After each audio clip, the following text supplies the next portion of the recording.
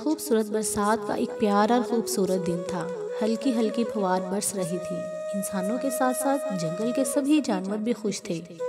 एक मोर खुशी के आलम में अपने रंगीन और खूबसूरत पर फैलाए जंगल में नाच रहा था।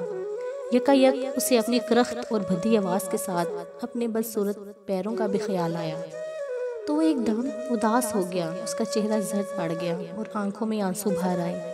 इसकी नज़र एक बुलबुल पर पड़ी जो करीबी दरख्त की शाख पर बैठा गा रहा था। उसकी आवाज़ सुनकर मोर ने खुद से कहा, इसकी आवाज़ कितनी हसीन है। इंसान हो या जानवर, सभी इसकी आवाज़ के दीवाने हैं। लेकिन जब मैं अपनी आवाज़ निकालता हूँ तो सब मेरा मजाक उड़ाते हैं।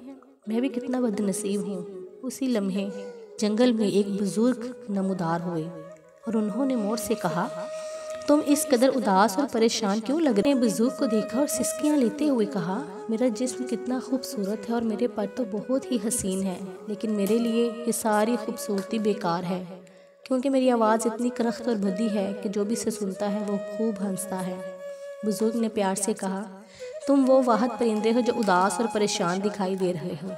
खुदा ने अपनी महलूक को बहुत सी नेमतें अता की हैं। तुम्हें खूबसूरती और हुस्न से नवाजा है, अकाब की ताकत अता की है, बुलबुल की मीठी और सुरीली आवाज़ है। इसलिए अपनी खामियों पर परेशान मत हो, बल्कि अपनी खामियों के साथ जीना सीखो। इसी में खुशी भी है और इत्मीनान भी। मोर बुजुर्ग की बात सुनकर शर्मिंदा हुआ और बोला, आप ठीक कहते हैं, जिसे हर हाल में अल्लाह का शुक्र अदा करना चाहिए।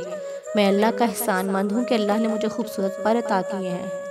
उस दिन के बाद मोर ने उदास रहना छोड़ दिया और खुश रहने लगा।